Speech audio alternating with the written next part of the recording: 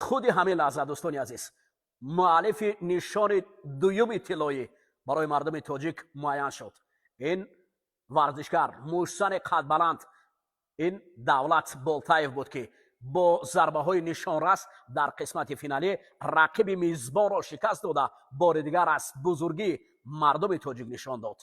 ما مردم تاجیک از ضربه های دولت حلاوت برده بار دیگر اثبات نمودیم که این مردم سربلند و مردم قوی است که تاجدار است و تاجدار باقی میماند.